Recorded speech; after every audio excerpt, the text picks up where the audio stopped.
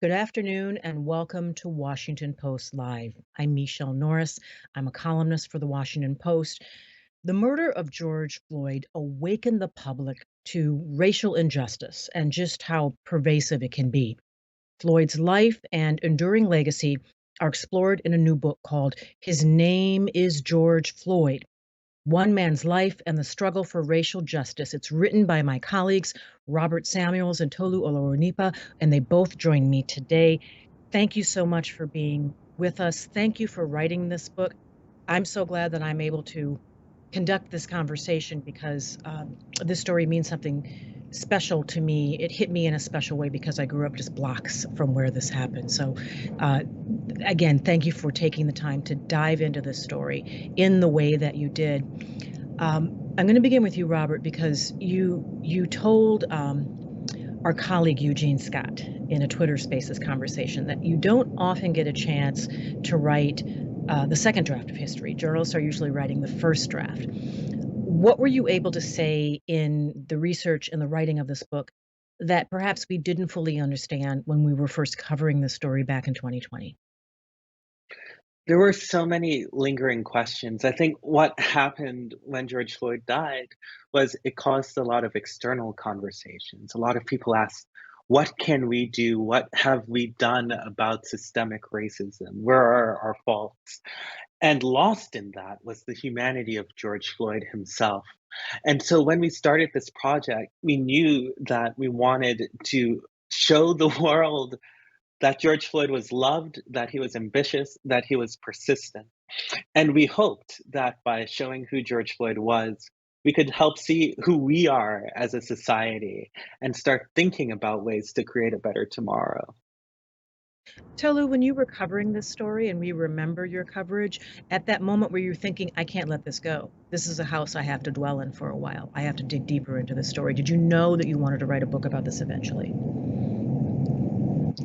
Well, I felt convicted by Floyd's story. I actually tried to avoid watching the video of his death, in part because having covered so many of these deaths, so many of these police shootings that have led to mass protests, it just became a little bit too much. And I decided that I was going to cover the story. I was going to cover the political repercussions of Floyd dying and of so many people taking to the streets to protest what had happened to him, but I did not want to engage with the video. But by the time we decided to do a project with our colleagues at the Washington Post called George Floyd's America, it became clear to me that there was more to the story than the 9 minutes and 29 seconds of his death. That series looked at his life, it looked at his beginnings, it looked at his time in the high school public school system in Houston. And even after we did that series, we knew that there was even more to the story. And as Robert said, being able to write that second draft of history and being able to turn it into a book gave us a chance to really reveal who Floyd was, reveal his essence, reveal his struggles, reveal the systems that he tried to navigate over the course of his life. And we do hope people read this book because we think it's quite revealing about not only Floyd, but the society that he came up with. And when people do read this book, they will see when they open it up, the introduction begins with the word flowers, and you begin the book in that introduction with three words that may be surprising to people. The first three words are, I love you. Why did you decide, Robert, to start the book that way? Well, we wanted to upend immediately the expectation of who George Floyd was. When we think about a person of George Floyd's size, of his race, we do not think about a sensitive person, a person who's introspective.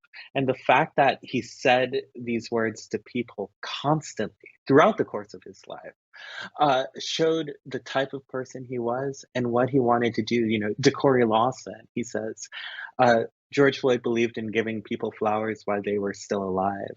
And that was because he knew and he had grown up with this fear that as a Black man living where he was, looking like he looked, any day could be his end.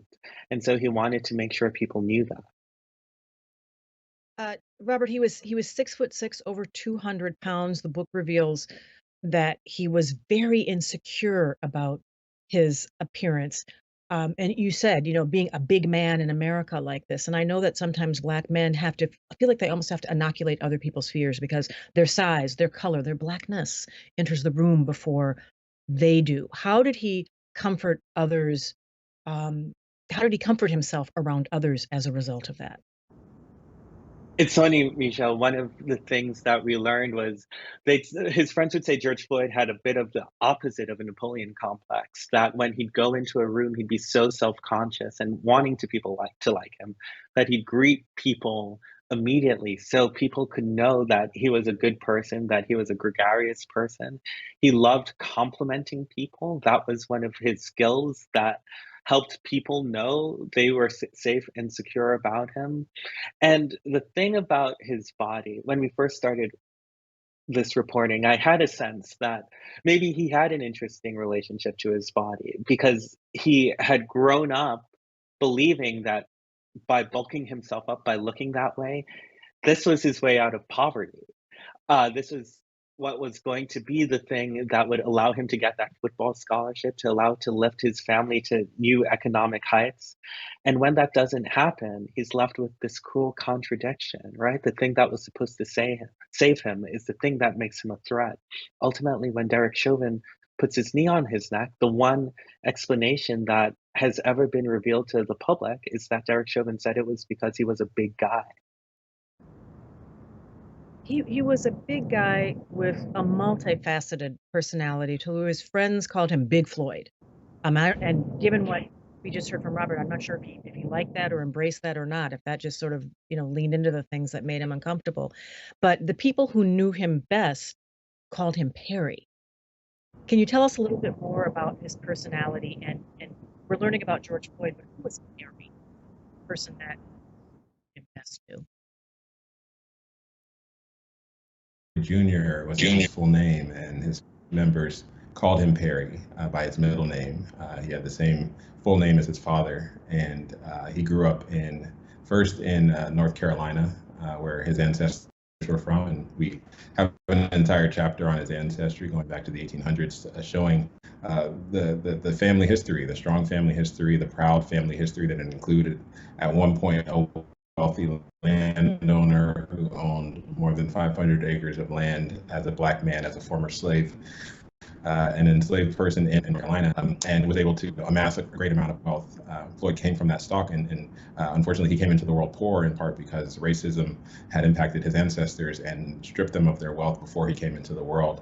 But he came into the world as Perry, as someone who was known as playful, a child who was always with his mother. We obviously saw the last moments of his life where he cried out for his mother, but as a child, when he was Perry, he was always with his mother, kind of always in her lap, always under her. And we revealed that as he grew up and got older, he still had that sensitive sort of motherly nature about him. He wanted to provide for his other siblings, his younger siblings, his nieces and nephews, and he sort of faced some of those pressures to be the father of the house when his father was not around. And that led him into a number of different decisions that he made that we get into the book. But Perry was someone who was very close to his family. Family was incredibly important to him. And he came from a big and proud family, and he always wanted to make something for his family. And chasing those dreams and chasing that ambition led him to a number of pathways and led to a number of different doors being closed in his face over the course of his life. Well, Tolu, he struggled academically, and you clearly deal with that in the book. He leaned more into sports than his schoolwork, and he did not receive his high school diploma. And it appears that was a significant turning point for him, yes? That was. School was a time, and we reveal this in the book, it was a time where it seemed like things could be going right for him, at least because he had started to focus on football and athletics, and that was sort of where people of his stature, of his size, from his community were shepherded. They were told, you might not be able to do so well in school because our school is segregated, it's underfunded, There's not a lot of investment in our school, but our sports team, even without the investment, is able to dominate other teams because of the raw talent that our athletes have. And you're a big guy, you should go to focus on that. And he took that advice, and he did. And his athletics took him to the state championship game, and it looked like he would be on his way to a college scholarship. And the game was actually played on a college football field, and he was marveling at the surroundings when he was on that field and on that campus, but also realizing that he would not be able to play on such a field because his academics would not allow him to enter a school like that. And that was something that really made it hard for him when he realized that he wasn't going to get his diploma, because he always saw himself as someone who was going to go to college and then go to the NFL. And he did end up going to college after getting his diploma later on, but his shaky education made it hard for him to get on the field. And he had to go back to Third Ward without a college degree, without an income, without a job. And the rest is history. It took him down a very dark path. There are some very hard lessons and difficult revelations in this book. It is one man's story, but in some ways you widen the aperture and you talk about what it is to be a Black person, specifically a Black man in America. And Robert, you write that it turns out that the stresses of everything from everyday slights to fear, the constant fear of having an interaction with police, perhaps a deadly interaction with police, is something that sociologists and scientists say actually is in some ways altered the physiology of the Black body. Can you talk a little bit about that and what you discovered in doing that vein of research? Sure. It was one of the most fascinating pieces of research that I had ever looked into as a reporter. One of the things that happened in the 1970s and a little bit before that was people were starting to be look at the idea of high stress coping and how people deal with stressful environments. And it was for the majority of public health research, you looked at middle class white men who are working so hard. But when people started looking at the Black body and examining it, they noticed these elevations in stress hormones, things like cortisol, that were consistent within Black people, higher than their white counterparts, despite socioeconomic status, educational status, income, where they lived. And what they started to conclude was the stress of being Black in America, dealing with it, has a physical toll on you. It could make you sick. And it's one of the reasons why Black people are more likely to die from a host of diseases. Now, for a person like George Floyd, that becomes even more of the case because he was grown up with this attitude that you have to work twice as hard to get as far as a white person in this world, which the scientific term for it, they call that John Henryism. And George Floyd, who was a big guy, who looked like John Henry, he followed in that vein. He felt he had to work really hard to overcome his challenges. He knew that society wasn't giving him much grace when it came to his mistakes, and that took a toll on him. By the time George Floyd is 46 years old, he has bad knees, a bad back. Some of the autopsies say he has an enlarged heart, had claustrophobia, high blood pressure. All of these things are markers, typically markers of stress hormones, and usually more represented in African Americans than in their counterparts. When that research first surfaced, it was somewhat controversial. There has since been a widening body of research looking not just at African Americans, but other cohorts that face quite a bit of stress due to poverty, and other reasons, and it's much more accepted now. Um, George Floyd was arrested several times on drug charges. He pled guilty to it was armed robbery, yes. And he walked out of jail in 1988 with a label he was never fully able to expunge. And you write that that the criminal justice system had a significant impact on his life, and that having spent time in jail was another one of those turning points for him. Contextualize the time that Floyd spent circling in and out of the criminal justice system. We didn't want to make any excuses, but we did want to show the context. George Floyd was born in 1973, right at the beginning of the time that the United States was starting this experiment of mass incarceration. The incarceration rate increased tenfold over the course of his life, and young Black men were disproportionately targeted, often for nonviolent drug crimes. And George Floyd had several nonviolent drug crimes on his record. His first arrest was a possession arrest, and there were several more of those, in part because the community that he lived in was highly targeted by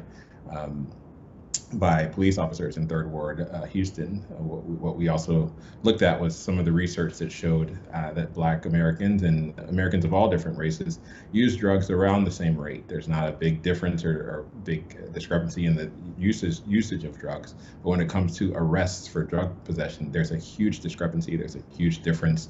And that is an enforcement choice that we make as a society. And that enforcement choice had dire consequences for George Floyd. He was locked up several times. While he was locked up, he was not able to get any treatment, in part because Texas had moved away from rehabilitation and was trying to save money and figure out ways to be more punitive during the era of George W. Bush's governorship. And while George Floyd was imprisoned, he got no treatment, he got no training, and he was left with this record, this felony record that made it difficult for him to get a job. And that led to more desperate measures, more efforts to essentially get caught up in that system once again and find himself locked up over and over again. And we were able to get access to some of his writings. And in those writings, he apologized for some of the mistakes that he made. He agonized over the tough choices that he felt that he had to make. He prayed for absolution for the times where he felt like he was unable to stop himself from descending into his temptations. And one of the things Robert found was when Floyd ended up becoming addicted, it became difficult for him to escape some of those temptations. And now we see addiction as a medical issue, but at the time he was coming up, it was seen as something to be criticized and penalized, and he suffered from that gravely. Yeah, and we know from the way some people reacted to his killing that there's some people who still feel that way. It is, his story is a complicated one. What drew him to Minneapolis? From Houston to Minneapolis. Robert? Well, after George Floyd comes back from prison, he is his biggest interest is not going back to prison. He comes out with crippling claustrophobia. He knows that's not the life he wants to lead. That's not the life he ever wanted to lead. But the other truth about it was that he was living in a community that was right on the cusp of another type of epidemic. That was the epidemic to over-the-counter prescription medicine that no one was paying attention to. He had a criminal record. He could not get a job. He was trying to break this use, and one day he's outside on the corner with some of his friends. He was a corner boy, and one of his friends comes out. He looks a little pudgier than he used to. His face is less jaundiced, and he says, "I've gotten my life together in Minnesota, and any of you guys can go and get some change in Minnesota."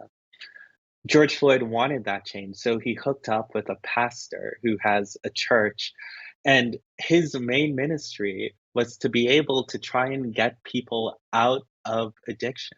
The truth of the matter, though, was that in a state like Texas, if you did not have insurance and Texas did not expand Medicaid, if you had a criminal record, you couldn't get a professional license in most fields. You couldn't even become a barber. And you could not get any treatment. And so he says to them, Houston can take care of itself. Why don't you try a rehab program in Minnesota? And George Floyd, not just thinking about his own chance to heal, but the chance to provide a better life for his young daughter, Gianna, decides he's going to take that chance. He's going to get on a bus for 1,000 miles and go to the snowy place and hope that he can create a better life for himself. Tolu, we've seen Black death on small screens with alarming regularity over the last 10 years. In Louisiana, in South Carolina, in New York City, I mean, that daisy chain of Black death is very long. But this case was different. This case hit people in a different way. And was it because it was so long? Was it because it was when we were all home and introspective because we were locked down in the pandemic? I'm just curious if I could quickly hear from both of you why you think this in particular ignited a real focus on social justice that we have not seen before and a different kind of conversation about police reform. Yeah, Michelle, you hit the nail on the head in outlining some of the things that were happening in the spring of 2020. I believe it was everything. It was a mixture. It was the fact that we were all stuck at home in the middle of a pandemic where we were already seeing deaths on a grand scale and the Black community being disproportionately harmed by the coronavirus crisis. We also were at a time when um, people had seen the ubiquitous nature of the cell phone videos, and Darnella Frazier being able to capture this on camera was something that was so critical. And it wasn't the kind of thing that was captured in a 5-second clip, a grainy, quick clip. It was something that you watched over the course of 9 minutes, and you saw someone agonizing, crying out for their mother. It was universal in nature to see a life squeezed out. That was something that resonated with people who may, in other cases, have said, maybe the police officer was right in that case, or maybe the police officer actually did fear for his life. In this case, you saw a prone man lying down on his stomach, crying for his mother, and then lying still, not doing anything for several minutes while he continued to be suffocated. And I think the universal nature of people essentially saying that this should not have happened, that this was not right, made this a different case, and it made it a case where people couldn't look away. We were all watching TV. There were no concerts going on. There were no sports games in a way that people could go and just forget about what they're seeing on the news. We all had to watch, and we all had to grapple with the country that had created the conditions that led to George Floyd's death. And there was this odd And intersection where George Floyd and well, go ahead, Robert. oh no, I was just going to add that because every living being knows what it's like to cry for their mother, it allowed people to see a metaphor there that maybe they had not seen before. You saw an agent of the state, a police officer, killing someone with a callous, almost brazen disregard for their life, ignoring their calls for mercy. And I think when people saw that, they began to understand. I did a story in Oklahoma a little bit after this happened, uh, to ask that question of a group of white women who had been talking about it. And one of them said to me, after that video, every time I saw a black man, I said to myself, he could be next. And I thought that was the power of the video. Mm. It's interesting. I interviewed someone not long after that in the summer, and she said, every time I see a black man because he cried out for his mother, I think of his mother when I see the black man. I see him as a son. Yeah. So there was that dimension to this. There was this odd intersection, though, where these two men came together in front of this convenience store, and they actually had worked in the same place at some point. Was there anything to that, or was it just that, just a strange coincidence that Derek Chauvin was a bouncer at the same place, this club on the north side of Minneapolis, where George Floyd had also worked? This was one of the things we tried to look into, and because it was one of the prevailing theories that this might have been more personal. Here's what the reporting found is that occasionally George Floyd did work at a place where Derek Chauvin was moonlighting, and people who said that they knew each other, they quickly recanted that tale that could not be verified. And so there is little evidence to show that Derek Chauvin and George Floyd had known each other. Now, you probably know better than anyone on this call how small and interconnected a place like Minneapolis is. So to have that sort of intersection, that connection is not incredibly unusual. James Baldwin told us that it's easier for people to cry than it is for them to change. 2 years on from this, what has happened with that examination of social justice, and the conversations about police reform. Where are we at right now in regards to this? And for both of you, what do you want readers to take from this book? I'll start. People did cry, and there was this outcry nationally and internationally after Floyd's death. And I don't want to downplay the importance of that. I mean, we had an election that happened a few months later. We had multiple changes at the local level. You know, different police departments were overhauled. Things happened in the corporate and cultural world, and systemic racism became a word and a theme that people talked about on a more regular basis. And that does mean something. There is change that is taking place on a minor level on a number of different fronts.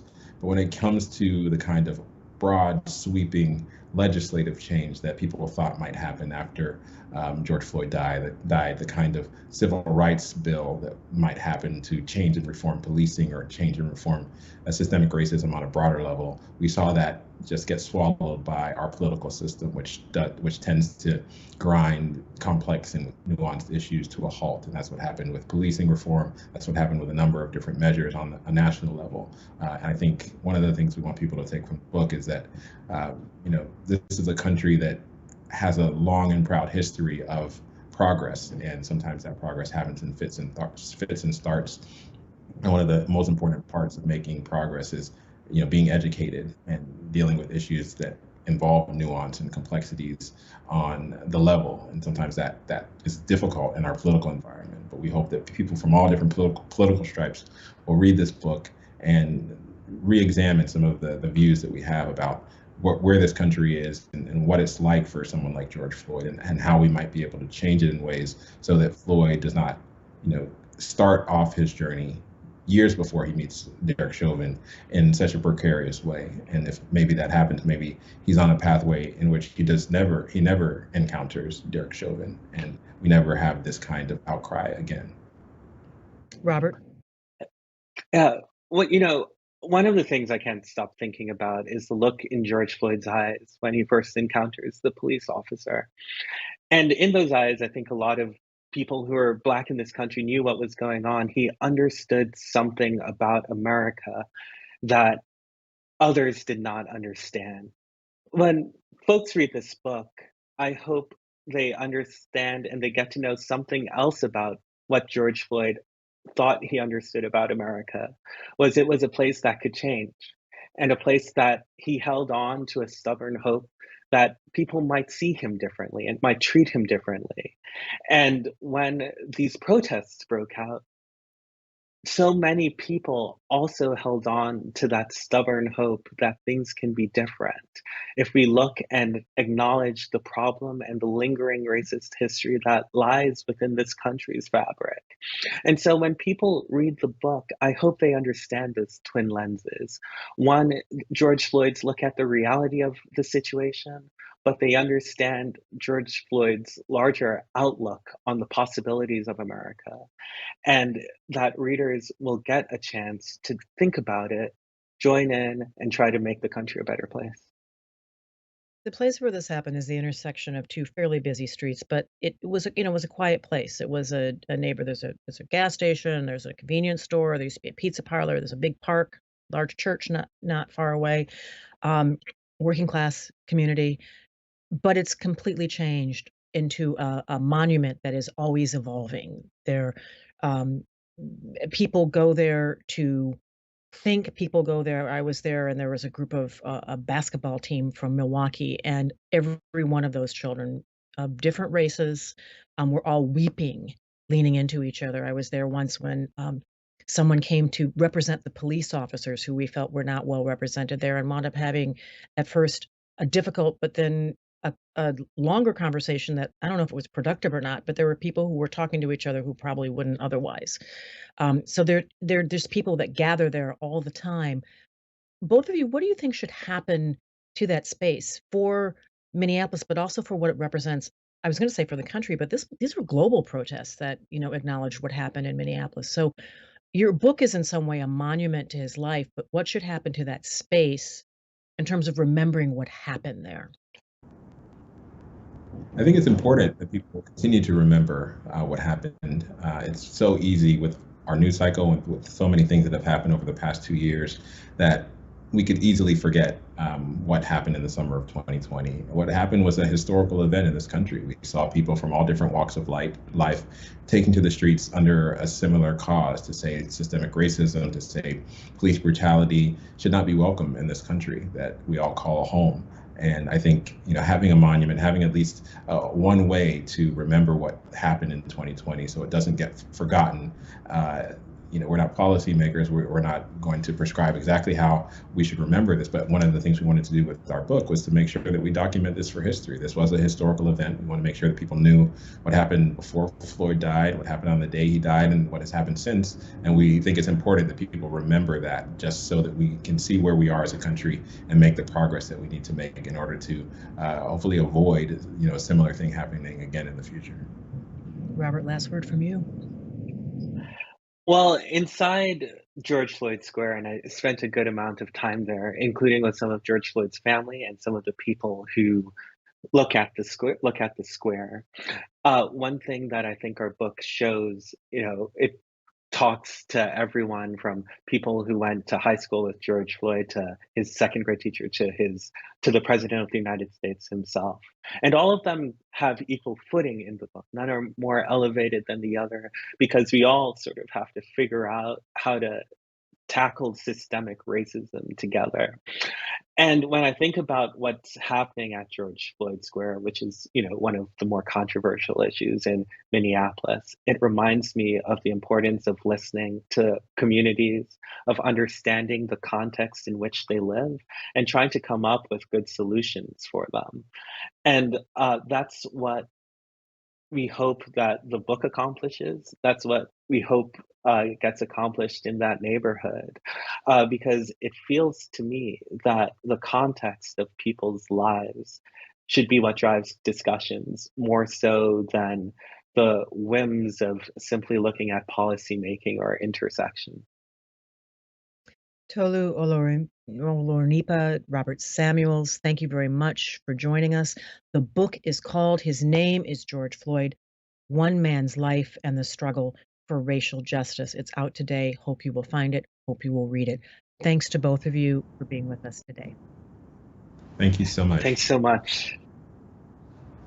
And thank you for joining us today for Washington Post Live. I'm Michele Norris. To find out more information about upcoming programs, please visit WashingtonPostLive.com. Thanks so much for being with us. Have a great day.